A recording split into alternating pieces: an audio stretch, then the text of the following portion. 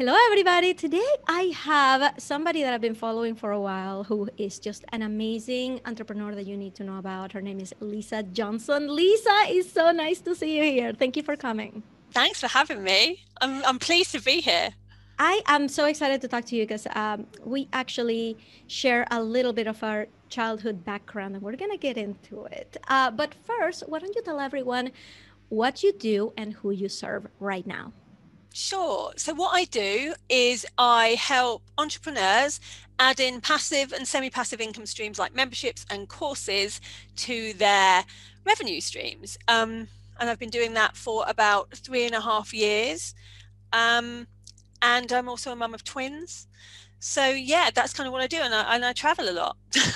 That's me in a nutshell. You have become basically known for being the passive income queen, but it didn't start out that way. This is not something you started doing like right out of college or in your 20s or like. So we are going to go through this journey. I want everyone to understand it, but first we're going to start way back, childhood time. So I did a little bit of research, and you were in something that is called in the UK council house, which in the United States, I guess, would be equivalent of housing projects, right? Yeah, Is exactly. government housing for low income individuals, and you had a lot of bullying issues when you were growing up. Yeah. When I saw this, I'm like, I need to pause here and ask you about it. Can you fill us in? What was it like growing up where you did? Yeah, actually, it was really good at the beginning because I think when you're really young, like before the age of 11, I didn't know we didn't have any money. I didn't know we were in poverty. I think that no one really knows at that age. You just go to your friend's house and you don't look at your friend's house and think, oh, that's a big house or that's not. You just don't care about those things. It was only really when I was 11, my parents split up and I was brought up by my single father, and my sister and brother. And at the exact same time, I won a scholarship to go to an elite private boarding school. Now, I didn't board, I was a day pupil, but I accepted the scholarship. It was a full scholarship, didn't have to pay anything. And then when I was there, it was very, very obvious right from day one that I was different to everybody else. And I hadn't known up until that point. But, I got called nicknames right from day one. They could tell that I was in a secondhand uniform. I didn't, I probably didn't look great. I didn't have anyone to teach me how to groom well. So I didn't have like amazing hair or anything like that. And they all did. They were wearing makeup at like 11 and 12 in the skills school. And Oh, I had no clue. Like I was so behind. But also they all got picked up in their like Porsches, and I got picked up on the back of my dad's Honda motorbike. So it was a really weird time. And that's when the bullying started. And in that school, it was all girls, and girls can be vicious when there's somebody that's a bit different. And I kind of coped with it up to a point because it wasn't physical. It was all emotional bullying. But I mean, that on its own can be pretty tough to take when it's a whole class. And then when I was about 14, I asked my dad whether I could move schools because I couldn't take it anymore. And I said, could I go to just the local normal school? And it was a mixed school, and he said yes. So I was like, great, it's gonna be a new start, everything's gonna be different. Now my first day, um they all started saying, oh, aren't you the girl from the posh school? Like, aren't you the girl who has loads of money because she went to the boarding school? And it was so not who I am, but they didn't know that. And so that started, and then on I think it was day 2, I saw a girl being bullied and stepped in because I'd been bullied. I couldn't walk. You can't walk past when you've had it happen to you. And so I stepped in and was just like, hey, there's like 5 of you, there's one of her. And that put a target on my back for quite a long period of time. So yeah, it was a trying time. And this was worse, this bullying, because for the next 2 years, it was boys and girls who were a bit older, a bit more physical. And so it was a bit more difficult. And it ended really just after I'd turned 16. I was on my way to the school bus, and one of the girls who is in like the 6th form above me held a knife to my throat. And while that was bad, the thing that has stayed with me isn't that, it's the 20 or so classmates cheering her on in a circle round us. It was really hard, but I don't even remember how I got out of the situation. Like, I think I've completely blocked it out, but I did get out of the situation, but I didn't really go back to school. So I didn't leave with good qualifications and that kind of thing. Yeah, I'm on the verge of tears just because having also grown up in an environment where it's just not ideal. I have a million stories that I could share. I'm sure like we will both just end up crying here. Yeah. But yeah, kids can be, the way kids can be. I grew up in Venezuela. I changed schools. I had friends. I mean, I was like great up until second grade, and then third grade we changed schools because my parents thought this would be a better school, and changed schools, and I couldn't fit in. Kids just seemed older to me. They just seem like bigger than me, and I'm a little person anyway. I'm very short anyway, and kids just say mean things. They turn the entire classroom against you. They do, and they don't know though. They don't realize the impact it's going to have on you for your entire life. They just think it's then, and it's still now. And whenever I speak to anyone that's been bullied at school, it's had some impact, either bad or good. Mine is now I've turned it to good, but it had a really bad impact on me for a long period of time, like through my first marriage when I was 17 and lots of other things. I attracted bullies, and even now online I attract bullies really easily, but I've turned it around so that actually I make that work for me. Why don't you just tell us a little bit about what is Bullies Out? So Bullies Out is a charity that I partner with here in the UK that they help not just the bullied, but also the bully to be educated, and the bystander. And I specifically like that they talk to the bystander, because I think that actually more damage happens from those bystanders than it does from the bully. And they've been doing this for a long time. They're very good at what they do. And I do things like inspiration days to raise money so that they get more money to be able to educate, because that's what it's all about. That it's amazing, and we're going to put the link to it below so that everybody can take a look at that. And so since we're just in the topic of like you growing up in this environment and really like wanting like escape bullying and leave it behind, can you tell me just a tiny bit of where your love for travel came in? So this is something that you've made very intentional for, like once you like started making the money and started getting your free, you're like, okay, then I'm traveling. And since we're talking about like your childhood days, I was wondering where that came from, where that mission to like, I'm going to travel when I have money, where that come from? Yeah, I think where it first came from, because I'm half Maltese. So the only place I ever went to growing up was Malta, and I only did that like 3 or 4 times backwards and forwards.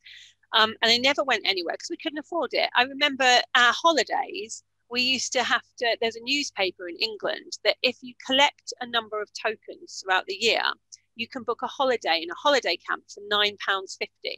And so that's what we used to do every year. We used to collect the tokens and we'd go on this caravan park.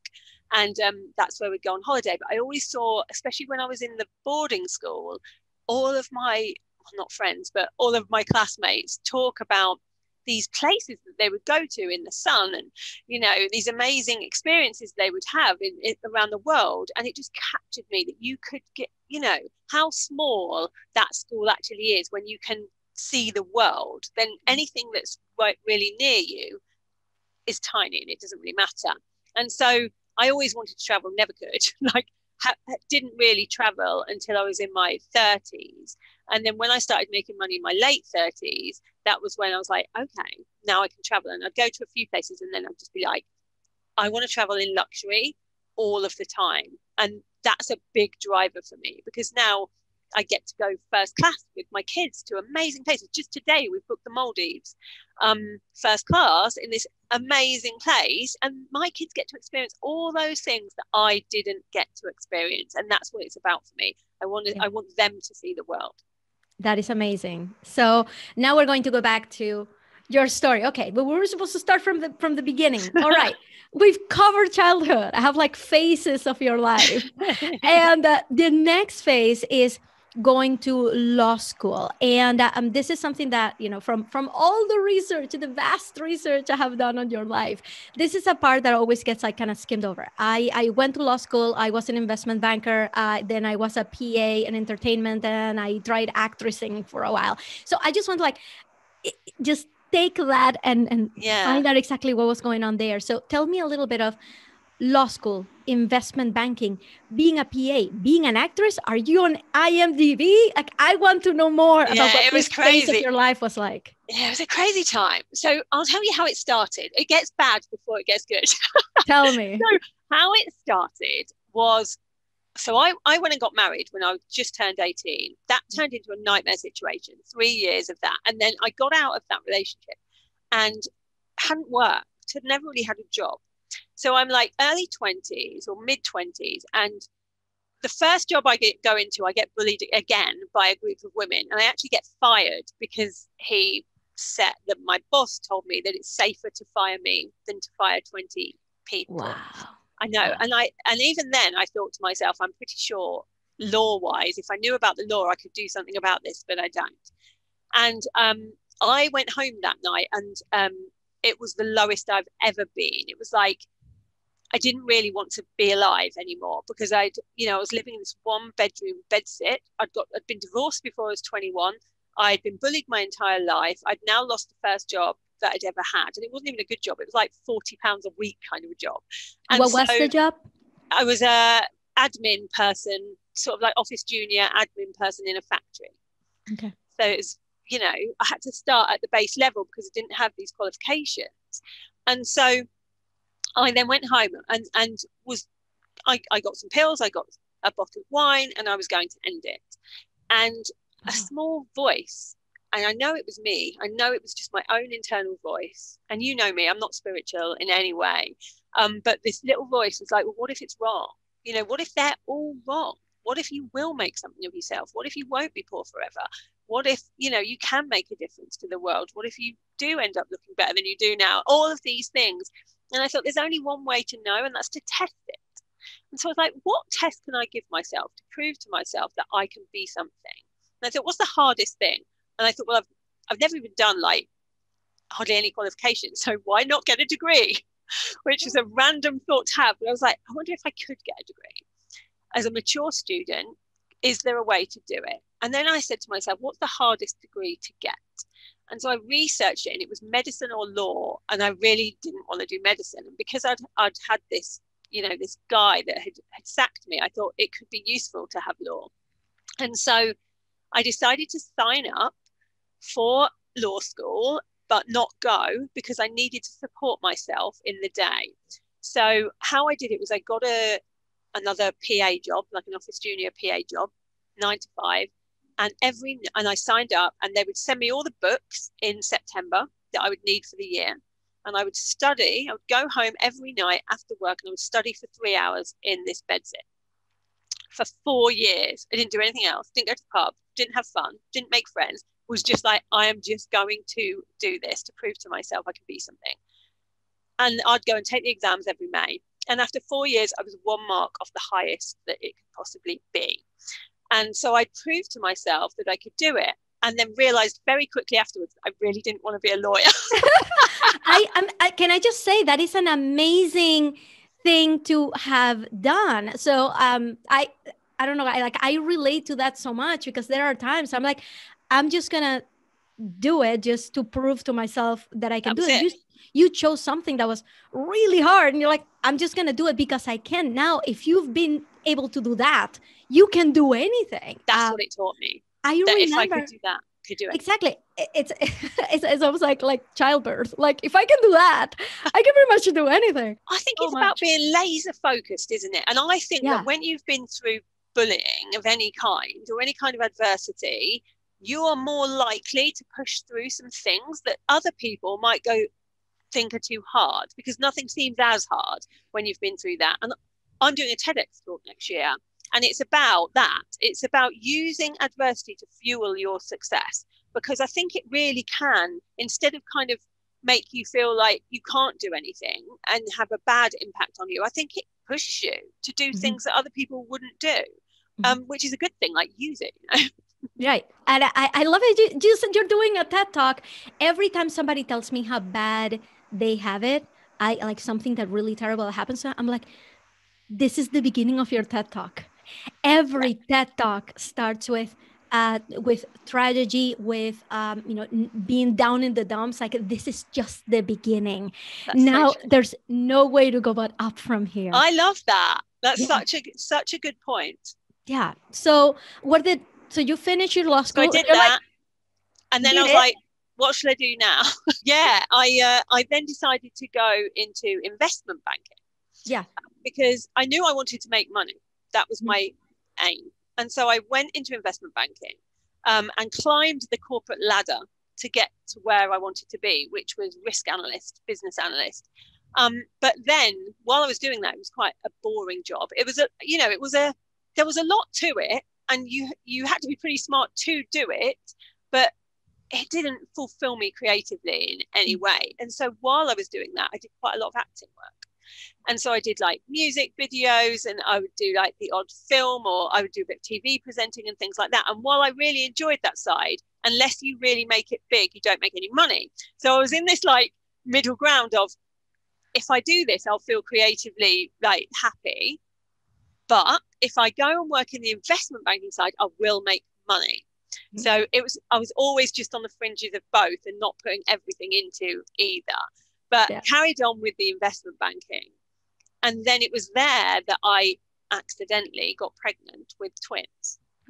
So that's why I then had to leave that job, because I was working from 6 o'clock in the morning to 10 o'clock at night. And then I had, I did think, I'll have the twins and then I'll go back to work and everything will be just as it was before, except for these 2 little cute accessories.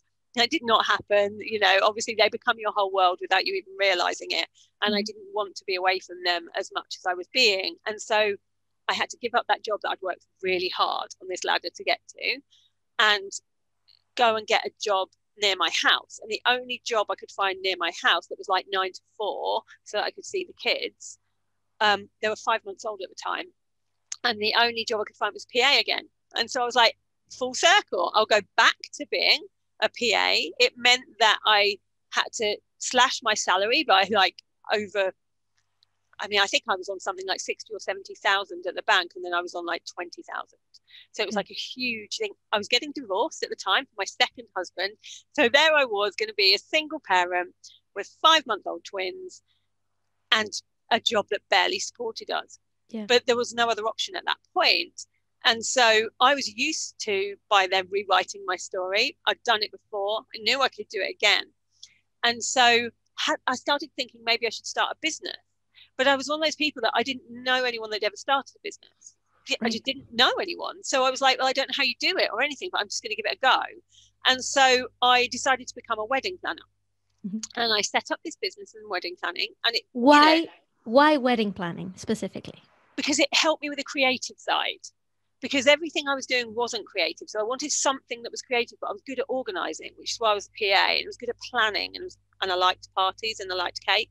And so I thought this would be a good solution for all of those things. But I didn't know anything about business. And so although I did 13 full plan weddings, amazing weddings that year, I got a new boyfriend as well that year, which is great. He's now my husband. And we sat down at the end of the year and said, right, how can I leave my 9 to 5 job? And it turned out that I was making £1.15 an hour in the wedding planning because I was so bad at business. I just didn't know what I was doing. And, I was undercutting everyone. I was discounting left, right, and centre, all of the things that you do when you don't know about business. And so I was, at this point, £30,000 in debt. It really crept up because I was still, having to feed 2 kids. So I was at this point where I was like, okay, here's the rub. You are either going to have to give up and just know that you are going to live hand to mouth forever, but you'll see your kids. You'll have your nice, boring 9 to 5 job, but you'll see your kids. Or you need to make this business work. But to make this business work, you need to get some advice from someone that knows about business, and that's going to cost you even more money. And, I am that person that kind of thinks if you've spent 30,000, you may as well spend 35. And, I paid for a business coach, and that business coach taught me all the basics, the real basics I should have known. Let me ask you something before we get to your coach, because this is a part where things like start to get turned around. I want to stay just for a minute in the wedding business. You have said before that you made every mistake under the sun that anybody can make in that year that you were doing wedding. Can you just tell us a few, like specifically of those mistakes that you were like, I would have never done that if I had known better? Yeah. My immediate thought was, if I am the cheapest person out there, everyone will come to me and I will make more money. That was the first mistake. The second mistake was, I don't care. I don't want a niche. I don't want an ideal client. I will do anyone that wants to get married to any kind of wedding. So I had no idea on niching. It just felt like pigeonholing. I just didn't want to do it. Mistakes around money. I had lots and lots of money mindset issues because of my childhood. Yep. And so I thought rich people were bad people because of all the kids at school that were rich. I didn't want to be one of those bad people. I didn't realize I had these thoughts. I thought that people from where I come from don't earn the kind of money that makes you rich. All of these things were stopping me from getting where I really wanted to be. I just had no strategy. I was just doing stuff and hoping it turned out okay. Like marketing, I would just throw money at it and go, well, surely this will work. And it didn't. And I was like, why didn't it work? Let's try something else. And there was no evaluating. There was no working out what actually was working. So yeah, there was a lot wrong. But it did turn around. And within probably about 5 or 6 months of us really niching down to the kind of weddings I really wanted to do, which was like warehouse weddings, people that were, they didn't really want a wedding. They just wanted a big party, but they were getting married at the same time. Real creative types. And so we really niched down in our branding and everything, and it turned it around. And within 5 months, we were fully booked for a year and a half with huge budgets, like amazing budget weddings with my exact ideal client. And we became known as my husband now joined with me, like left his job to help me in the wedding business. And I left my 9 to 5 and enabled me to leave my 9 to 5. And we became the most well-known urban wedding planning company in the UK. Which is incredible. And now you got yourself a coach. She's helping you, she or he? She helped me for a month. So she basically downloaded her brain onto me for a month. And then the wedding business is booming, right? Yeah. And you start to think, well, this is still taking up a lot of my time, right? At that point, I wasn't even thinking like that. People were just, the only reason I became a coach is organically. Like I did weddings for a couple of years and people were coming to me saying, in the wedding industry, saying, how have you managed to make this work? Like I'm still not able to make a profit. I wasn't making a huge profit. You don't in the wedding industry. It's probably like 50 to 70K a year. I wasn't able to pay off my debts or anything like that. Right. I was still but I was making money and I didn't have to do a 9 to 5. And so people were asking me how. And so I started telling them the things that I had learned. And some of it was stuff I'd read in books. By this point, I was a bit of a self-development junkie. I'd listen to every webinar. I'd download every PDF. I'd listen to different people and what they were doing and try and work it out. And this is where my analytical brain came in handy because I could see what they were doing. And so I would see if I could do it that way and I would see what worked and what didn't. And then I'd tell other people. And they started making more money. And then people not in the wedding industry were coming to me saying, oh, my friend said that you helped her with her business. And then they started making more money, all different types of people. And so I was like, there's something in this. Right. I feel like I might have a gift for being able to make business uncomplicated. Yeah. And to be able to take the jargon away and just explain how it is. Where did the online world come in? You could have continued doing this locally. You could have just had your local Facebook ads or whatever, but why the online world? Where did that come in? So once I decided, okay, I am going to become a business coach and I'm going to help all these people, but get paid for it rather than help all these people for free. That's when I came online. And so then I started to do some online work, but within a year, and it was great, within the first 6 months in Lisa Johnson coaching, I'd made 6 figures. In the first year, I'd made 220,000. It was beyond my wildest dreams what could happen. Yeah. And I gave my wedding business away to somebody. We did a competition to give it away to somebody because we were going to sell it. And We interviewed all these people that wanted to buy it, and they would have given us quite a lot of money, but none of them cared about wedding planning. They just cared about money. And this is my baby, and I didn't want to give it away. So I was like, that's not happening. So instead, we decided to do a competition for somebody that financially couldn't afford to run a business, and wanted to skip 5 years and have everything ready, like the portfolio and the SEO and the branding and everything. And we gave it to somebody who's amazing. She's still running it now very well. Her name is Tisha Braid. Yeah. And she actually took your courses. She's actually a client of yours. She is now, yeah. So yeah, she's doing brilliantly with it. And she then went off with that. And so I was able to spend all this time on coaching. But the problem was, after the first year, I was like, this is all very well and good, but I can see that I've hit an income ceiling, and I'm working from 6 o'clock in the morning again till 11 o'clock at night. I'm still not seeing my kids. So how has this helped? Yes, I have more money and I've paid off all the debt, but now what?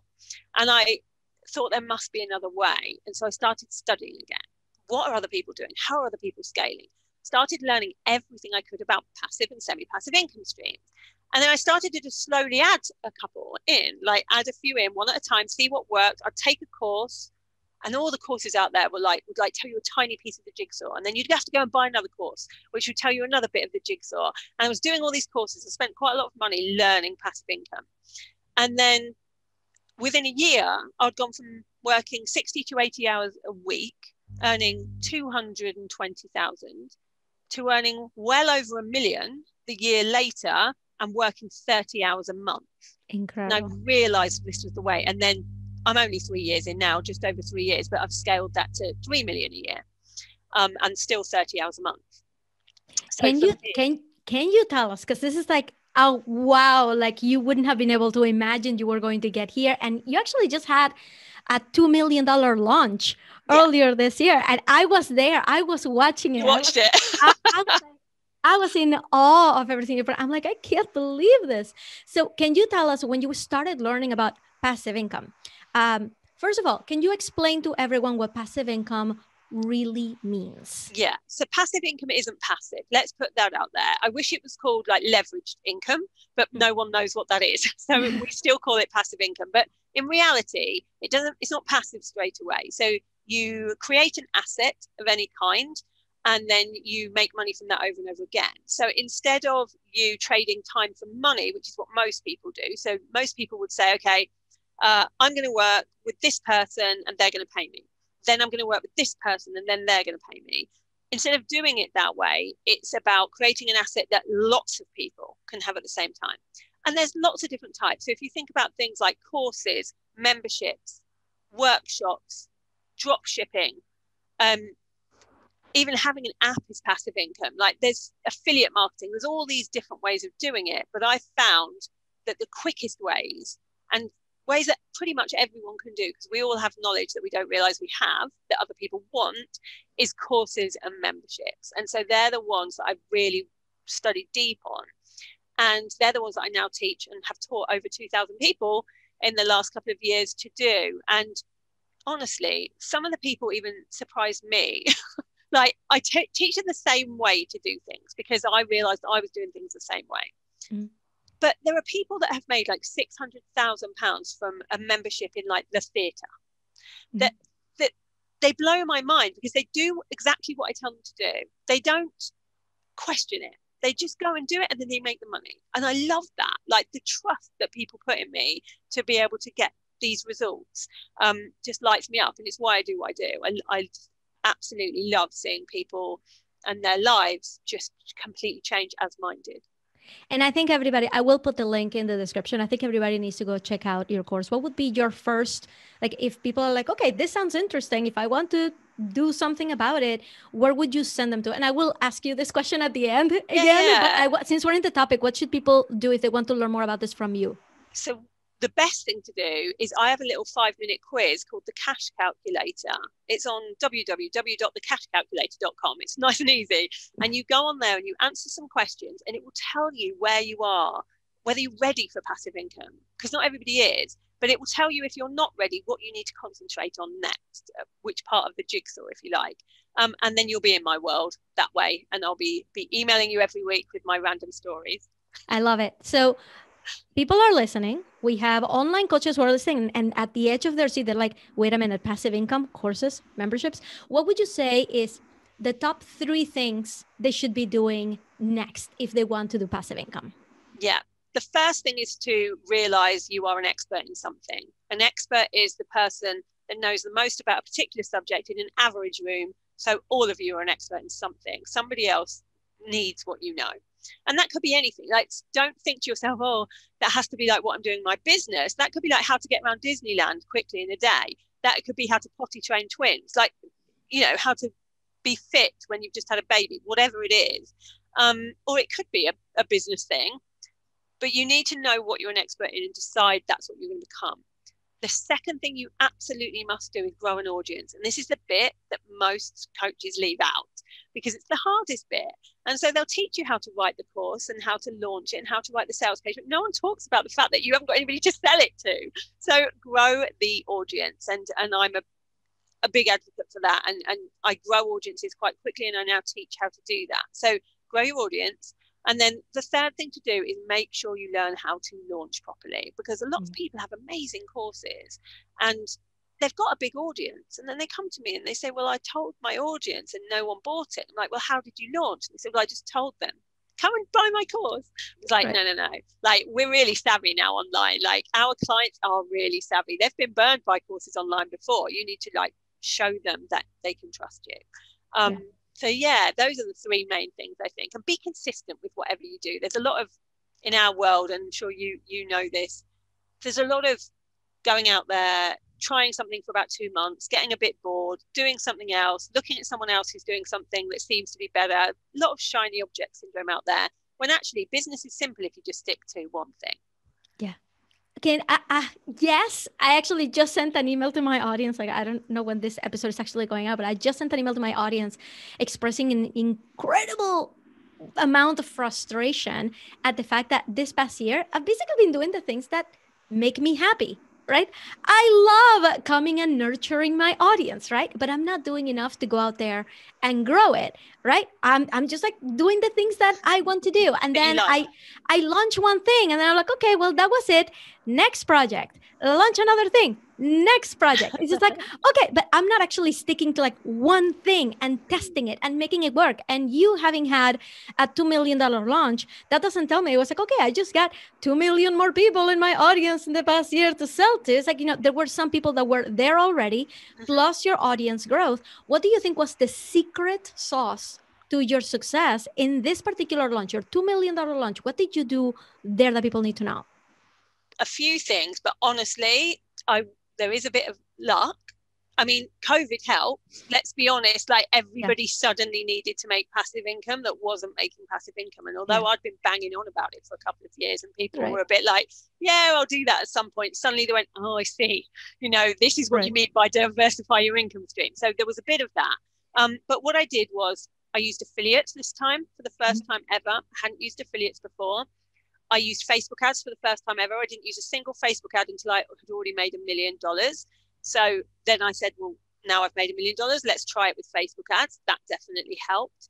I got really clear on the last 2 or 3 times I'd done the same course, because this would be the 7th time that I've launched it. So all of the times before, instead of just selling, I wanted to make sure that people got results. So when people didn't get results, I asked why. So I saw people between module 2 and 3 sort of stopping and not going much further in the course. And so I was like, what's wrong? And they told me, this tech stuff is really hard. Like, I know I need a funnel, but I'm finding it really difficult to do. So in the next time we launched it, we gave them a funnel. Like, we brought in a tech team to make each of them a bespoke funnel automation themselves as part of it, so that they didn't have to do it. That got people going. And so then people got stuck on like module 8. And we were like, okay, now what? Like, we've given you everything you could possibly need. What is stopping you? And they're like, honestly, we're really motivated at the beginning, but life gets in the way. And, things get a bit tough when you're doing things for a long period of time. So we were like, accountability pods. On the next one, we'll put accountability pods in. We did that, and that's made the difference. So now people are going all the way through. And when people finish something, they get results. The problem is that most people that start something don't finish it, whether it's a course or a program or whatever. So we sort of force them to, so that they get results. So that's what you mean when you say take one thing and make it work, is the continuing to launch it, continuing to tweak it, and finding out, okay, what's wrong, and let's fix it and continue going. Change it every time. We don't just change the course every time. We change how we launch it every time. You know, we change, we play with things. We see what works and what doesn't. Not everything works. Some things don't work, and that's okay because it teaches us the next time. Yeah. Thank you so much for teaching us all of these lessons, and I'm going to put your links below. Can you tell me one thing? What do you think is the biggest misconception that people have of you as a successful online entrepreneur? It's really frustrating, but I think that whenever there's a woman that has made a lot of money online, people assume they have to have trodden on other people to get that they can't have integrity. They must be shrewd in some way. I'm not shrewd in any way, and I have loads of integrity. And actually, during the last launch, when people tried to book with credit cards, we told them no. When people said they were taking out loans to do it, we told them no. And we made it very clear across all platforms that we only wanted people to book if they financially could afford it.